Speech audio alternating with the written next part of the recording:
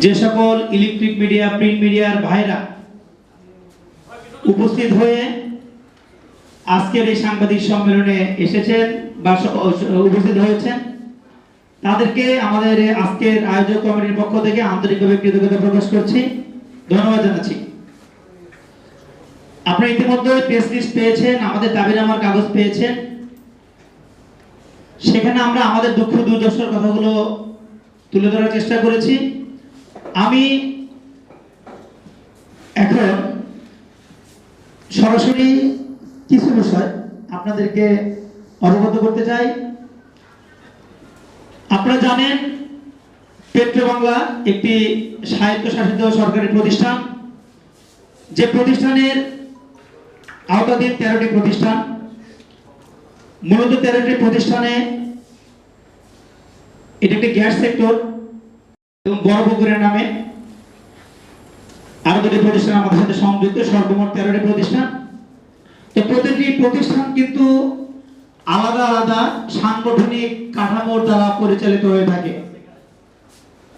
অর্থাৎ প্রতিটি কোম্পানির সূচনা লগ্ন থেকেই কিন্তু অস্থায়ী কর্মচারীরা স্থায়ী কর্মচারীদের সাথে কাঁধে কাঁধ মিলিয়ে প্রতিটি কোম্পানির উন্নতিতে অবদান রেখে যাচ্ছে।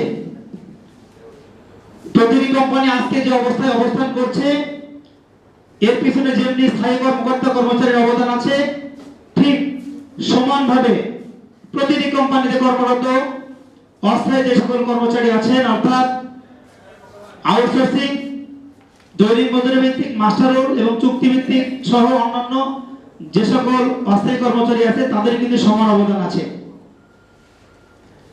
আমরা আজকে এই স্বাধীনভাবে মত প্রকাশ করার সুযোগ কিভাবে পেয়েছি, আপনারা ইতিমধ্যেই আপনাদের উপস্থাপনের কারণে।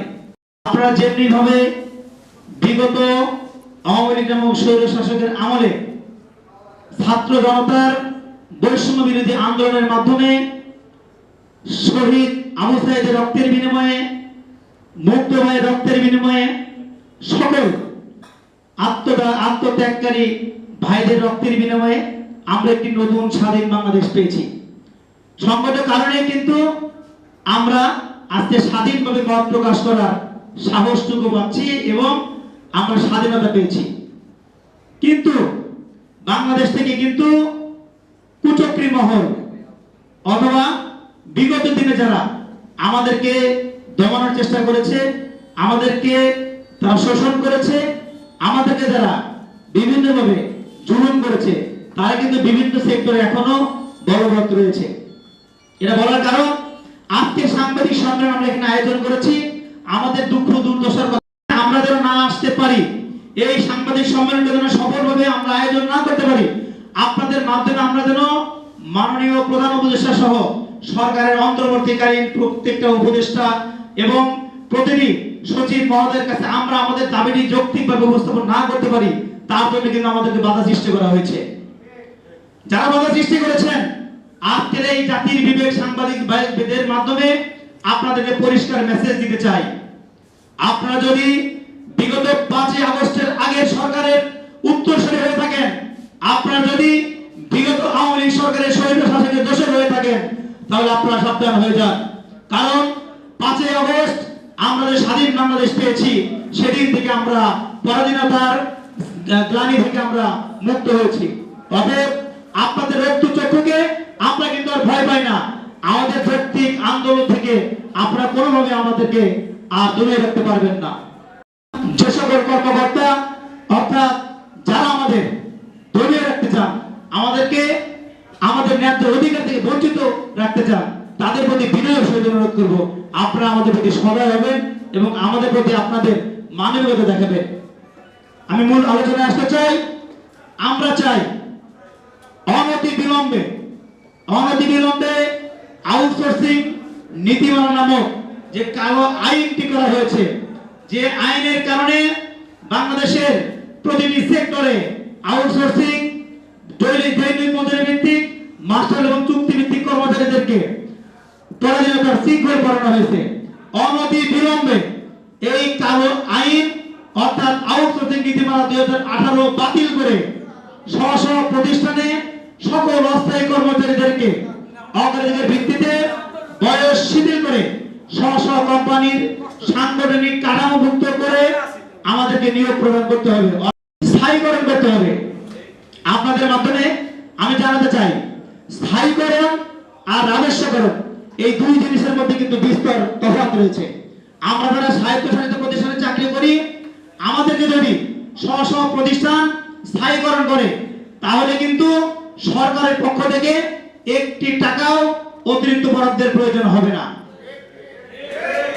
আপনাদের মাধ্যমে আমি মাননীয় প্রধান উপদেষ্টা সহ সরকারের সকল উপদেষ্টা মহোদয় সহ সকল ঊর্ধ্বতন কর্মকর্তাদের প্রতি বিনয়ের সহিত অনুরোধ করছি, আমরা সকল স্বায়ত্তশাসিত প্রতিষ্ঠান অর্থাৎ পেট্রোবাংলার আওতাধীন সকল স্বায়ত্তশাসিত প্রতিষ্ঠানের পক্ষ থেকে আমরা আপনাদের প্রতি উদাত্ত আহ্বান জানিয়ে বলছি, আমরা যে সকল কোম্পানিতে কর্মরত আছি সে সকল কোম্পানি কিন্তু আজকে যে অবস্থাতে সে অবস্থায় ছিল না।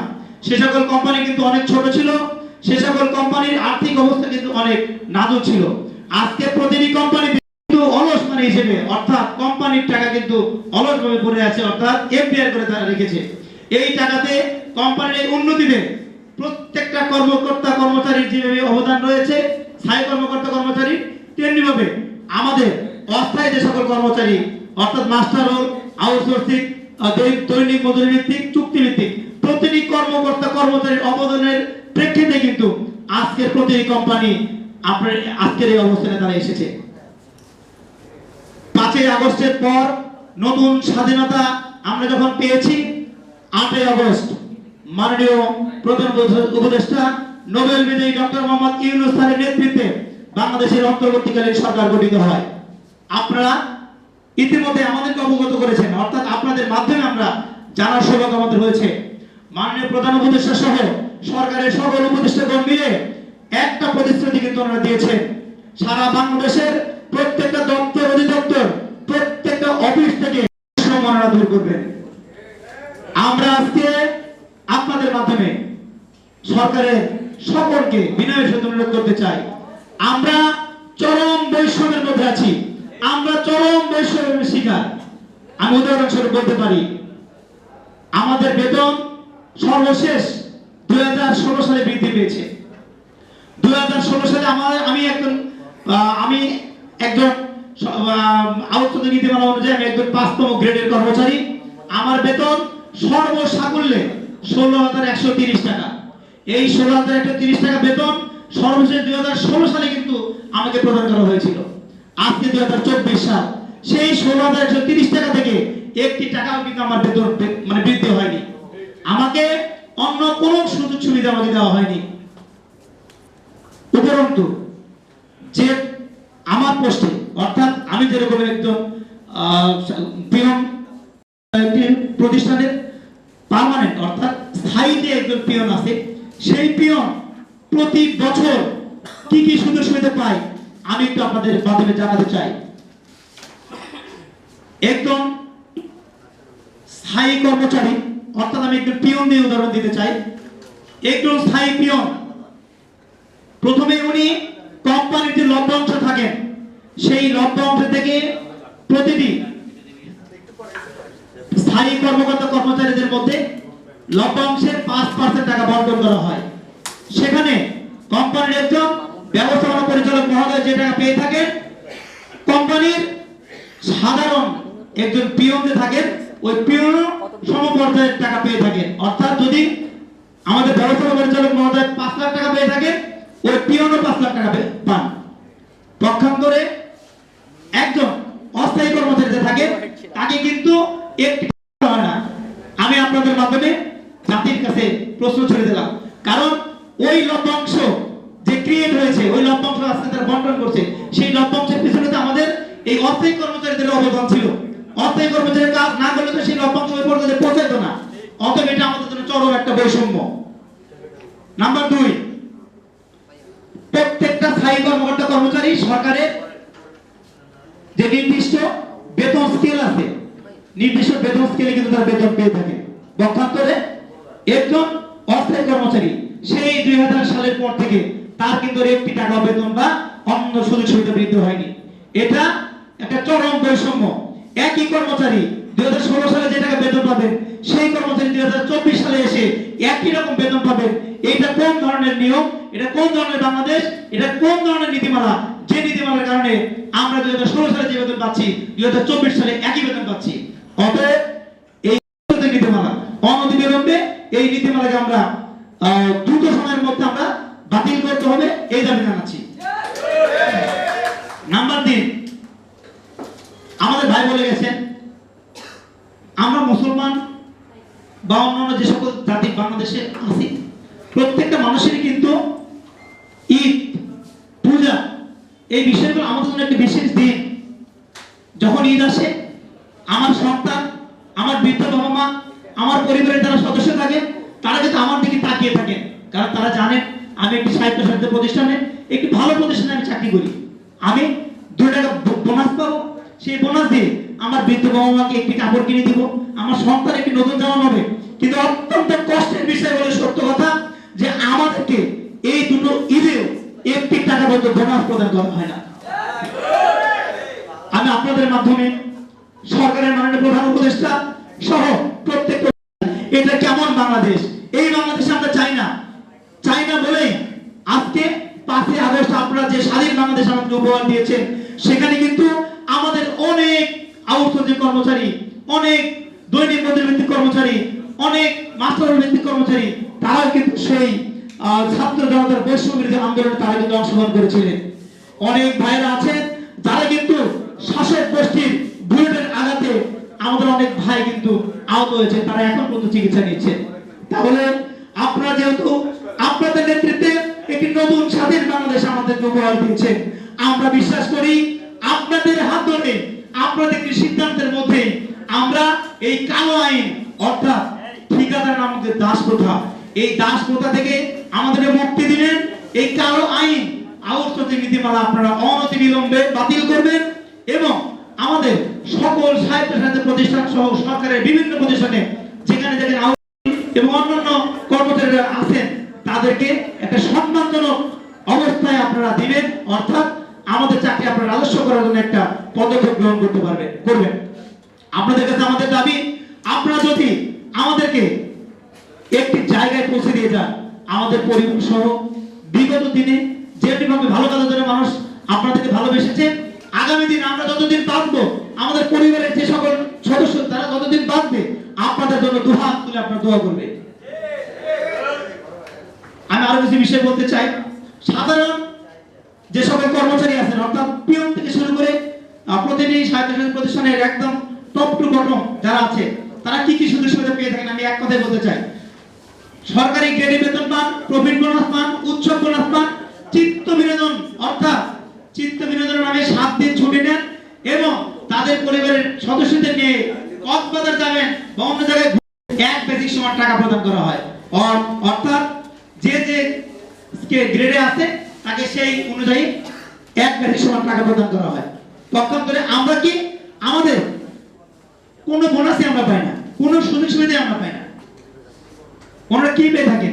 ইনসেন্টিভ বোনাস পেয়ে থাকেন, পোশাক পাতা পেয়ে থাকেন, সন্তানদের জন্য চিকিৎসা ভাতা পেয়ে থাকেন, বৈশিষ্ট্য ভাতা পেয়ে থাকেন, ওনাদের প্রত্যেক বছর ইনক্রিমেন্ট হয়, ওনাদের সকল সুযোগ সকল ছুটির ব্যবস্থা আছে।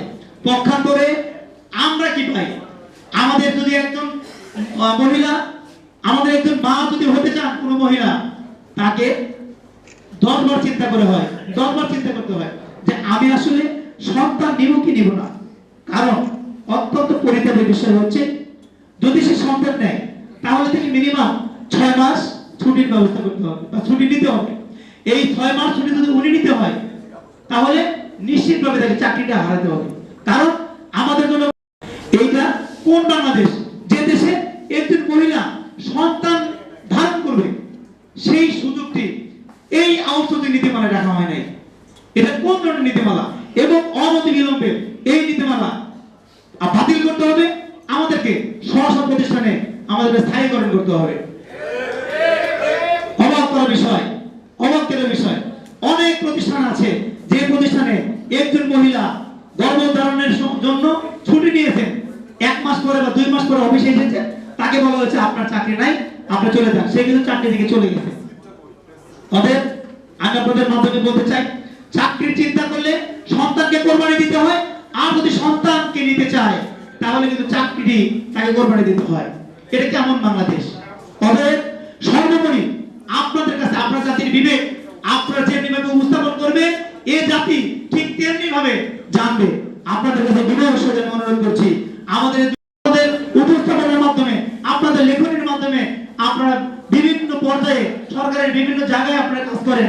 সরকারের মাননীয় প্রধান উপদেষ্টা সহ প্রত্যেকটা উপদেষ্টা সহ যারা সরকারের নীতি নির্ধারণী পর্যায়ে আছে, প্রত্যেকজনের কাছে আপনাদের কাছে বিনয়ের সাথে অনুরোধ করব, আমাদের সারা বাংলাদেশের এই অবহেলিত, লাঞ্ছিত, বঞ্চিত প্রতিটি অস্থায়ী কর্মচারীদের পক্ষ থেকে আপনাদের কাছে বিনয় অনুরোধ করব, আমাদের দাবিগুলো আপনারা বিনয়ের সহিত সরকারের প্রধান উপদেষ্টা, প্রত্যেকটা উপদেষ্টা এবং সরকারের বিভিন্ন নীতি নির্ধারকদের কাছে আপনারা উপস্থাপন করবেন, যেন একটি সিদ্ধান্ত তারা নেন অনতিবিলম্বে, যে সেই সিদ্ধান্তের ফলে যেন আমরা আমাদের এই অবহেলিত, লাঞ্ছনা, বঞ্চনা, অসম্মান এই জায়গা থেকে আমরা মুক্তি পেয়ে আমরা একটি সম্মানজনক জীবন যাপন করতে পারি। এই জন্য আমাদের আজকে এই সাংবাদিক সম্মেলনের মাধ্যমে এক দফা দাবি আমরা পেশ করছি, অনতিবিলম্বে আমাদেরকে এই আউটসোর্সিং নীতিমালা 2018 বাতিল করে সহসা স্থায়ীকরণ করতে হবে, বয়স শিথিল করে। এটার জন্য গত 2 তারিখে আমরা আমাদের পেট্রোবাংলার মাননীয় চেয়ারম্যান মহোদয়কে অ্যাড্রেস করে আমরা একটি স্মারকলিপি প্রদান করেছি। সেখানে আমরা আমাদের দাবি দেওয়ার কথাগুলো উল্লেখ করেছি, আমাদের লাঞ্ছনা বঞ্চনার কথাগুলো উল্লেখ করেছি। আমরা যতটুকু জানি এই স্মারকলিপিটি এখন মন্ত্রণালয়ে আছে। আমরা আজকের এই সাংবাদিক সম্মেলনের মাধ্যমে বিনয়ের সহিত আপনাদের কাছে অনুরোধ করতে চাই, আগামী 5 তারিখের মধ্যে আপনারা এই স্মারকলিপিটিতে যে সকল আবেদন আমরা করেছি, যে সকল যুক্তি উপস্থাপন করেছি, আমাদের সেই স্মারকলিপিটির আবেদনগুলো আপনারা যথাযথভাবে বিবেচনা পূর্বক আমাদের সাথে আলোচনা করে একটি যৌক্তিক সমাধান আপনারা পৌঁছানোর জন্য একটি উদ্যোগ গ্রহণ করবেন। আর যদি 5 তারিখের মধ্যে আমাদের এই ব্যাপারে কোন রকম উদ্যোগ আপনারা গ্রহণ না করেন, আমাদের সমস্যাগুলো সমাধান করার জন্য আপনারা কোনো উদ্যোগ গ্রহণ না করেন, নতুন করে কোনো অন্যায় অত্যাচার করার মতো আপনারা মনোনিবেশ করে থাকেন, তাহলে আমরা আগামী 5 তারিখের পরে আমরা পেট্রোবাংলার আওতাধীন প্রতিটি স্বায়ত্তশাসিত প্রতিষ্ঠানের সকল অস্থায়ী কর্মচারীদেরকে নিয়ে আমরা আমাদের পরবর্তী অর্থাৎ দাবি আদায়ের জন্য আমরা আমাদের পরবর্তী কার্যক্রম আমরা ঘোষণা করব। আমরা চাই না আমাদের মাননীয় প্রধান উপদেষ্টা বলেছেন যে আমরা রাস্তায় নামলে নাকি সরকারের ভাবমূর্তি ক্ষুণ্ণ হবে। আমরা সরকারের সহায়ক শক্তি, আমরা এই সরকারের উপরে আমাদের শতভাগ বিশ্বাস আছে, শতভাগ আস্থা আছে। আমরা বিশ্বাস করি এই সরকারের আমলেই কেবল আমাদের জন্য যদি কিছু করে এই সরকারই করবে। অর্থাৎ আমরা চাই না রাস্তায় নেমে আন্দোলন করে এই সরকারের ভাবমূর্তি ক্ষুণ্ণ করার জন্য। আমরা চাই না পেট্রোবাংলার সামনে অবস্থান করে পেট্রোবাংলার মধ্যে একটি সুশৃঙ্খল প্রতিষ্ঠান, যদি আমাদের এই আবেদনটি যৌক্তিকভাবে আপনারা না নেন, আমাদের দাবি যদি আপনারা না মানেন, আমাদের সাথে যদি আলোচনায় আপনারা না বসেন, তাহলে আমাদের রাস্তায় নেমে আন্দোলন করা ছাড়া আমাদের কাছে বিকল্প কোনো পথ খোলা থাকবে না। অতএব আপনাদের প্রতি বিনীত অনুরোধ, যে সকল সাংবাদিক ভাইরা আজকে এখানে এসেছিলেন, আপনাদের প্রতি বিনীত অনুরোধ জানাচ্ছি, আজকে যে সকল দুঃখ দুর্দশাগুলো আপনারা শুনলেন, আপনাদের সামনে বললাম, আপনারা আপনাদের সকলের জায়গা থেকে সরকারের নিকট এবং সরকারের যে সকল সংস্থা আছে, যে সকল নীতি নির্ধারক আছে, তাদের কাছে আমাদের দাবিটি পৌঁছে দিবেন। এবং আমরা আশা করছি আপনাদের মাধ্যমে আমরা একটি আমাদের দাবিগুলো উপস্থাপন করতে পেরেছি এবং এই দাবিগুলো আমাদের কাছে পৌঁছাবে এবং অনতিবিলম্বে আমাদের সাথে ওনারা একটি আলোচনায় বসবেন এবং আমাদেরকে নিয়ে আলোচনার একটি যৌক্তিক সমাধান আমরা বলছেন। ধন্যবাদ সকলকে, সকলে ভালো থাকবেন। যদি কোনো প্রশ্ন থাকে আপনারা প্রশ্ন করতে পারেন। সেখানে পরিষ্কার কোনো কিছু বলা থাকে না, আমরা চাকরি স্থায়ী করে চাইতে পারবো কি পারবো না, পরিষ্কার কোনো কিছু বলা থাকে না। আপনাদের মাধ্যমে অবগত করতে চাই, বাংলাদেশের যে শ্রম আইন আপনারা জেনে থাকবেন, সেই শ্রম আইন অনুযায়ী যদি একজন কর্মচারী একটি প্রতিষ্ঠানে 240 দিন কর্মরত থাকে, তাহলে সেই প্রতিষ্ঠানের দায়িত্ব হচ্ছে সেই কর্মচারীকে তাদের স্থায়ী কর্মচারী হিসেবে নিয়োগ প্রদান করা। ধন্যবাদ সবাইকে। পর থেকে বিভিন্ন ভাবে মানুষকে ব্ল্যাকমেইল করে ভুল বুঝিয়ে কিন্তু এই নিয়োগ প্রক্রিয়া সম্পন্ন করা হয়। আপনারা জেনে থাকবেন প্রতিটি নিয়োগের আগে বাংলাদেশের মতো একটি দেশ, যে দেশে হাজার হাজার লক্ষ লক্ষ মানুষ কিন্তু বেকার, যখনই একটি স্বায়ত্তশাসিত প্রতিষ্ঠানে আপনাকে চাকরির অফার করা হয়, আপনি একজন শিক্ষিত যুবক হিসেবে আপনি কিন্তু সেই অফারটি লুফে নেন এবং আপনার সেই অফারটি যখন আপনি লুফে নেন তখন আমার প্রশ্নের উত্তর পাইনি। আমি দিচ্ছি, সিকিউরিটি মানি নেওয়া হয় কিনা? আমি একটু 2 লক্ষ 3 লক্ষ টাকা নেওয়া আমি একটু দিচ্ছি, আমরা ওই কথায় আমি যাচ্ছি। আমি বলতে যাচ্ছি, যখন একজন বেকার যুবককে চাকরির প্রলোভন দেখানো হয়, তাকে কিন্তু বলা হয় না যে এর একটি আউটসোর্সিং চাকরি, এই চাকরি তোমার 2 বছর পরে আর থাকবে না, 3 বছর পরে আর থাকবে না। যদি পরিষ্কার করে কাউকে এই কথা বলা হয়, তাহলে কোনো মাস্টার্স পাস একজন ছেলে সে কিন্তু এই চাকরি করার জন্য আসবে না। অর্থাৎ আমি বলতে চাই, ঠিকাদারি প্রতিষ্ঠানগুলো ঘুরিয়ে জামানত না, এখন পর্যন্ত সারা বাংলাদেশে কোনো আউটসোর্সিং ডেইলি বেসিক অর্থাৎ মাস্টার চুক্তি হতে কোনো কর্মচারী বলতে পারবে না যে আমাদের কাছে জামানত নেওয়া হয়েছে এবং চাকরি শেষে আমাদের জামানত ফেরত দেওয়া হয়েছে। এরকম বাংলাদেশে কোনো ইতিহাস নাই। ধন্যবাদ। 1 বছর 2 বছর পরে তোমাদেরকে রাজস্বকরণ করে নেবে, তোমাদেরকে স্থায়ীকরণ করে নেবে, তখন বিভ্রান্ত হয়ে সেই শিক্ষিত যুবকটি তাদের সর্বস্ব খুইয়ে আপনি লক্ষ লক্ষ টাকার বিনিময়ে সেই চাকরিটি তারা নেয়। পরপরে যখন চাকরিতে জয়েন করে তখন আসলে দেখে যে না, এটা একটা আউটসোর্সিং চাকরি, যে চাকরির আসলে কোনো ভবিষ্যৎ নাই। ধন্যবাদ। আপনাদের মাধ্যমে আপনারা দেখিয়েছেন এই জাতীয় প্রেস ক্লাবের সামনে আমরা 3 থেকে 4টে মানববন্ধন কর্মসূচি পালন করেছি। আমরা তৎকালীন মহামান্য রাষ্ট্রপতি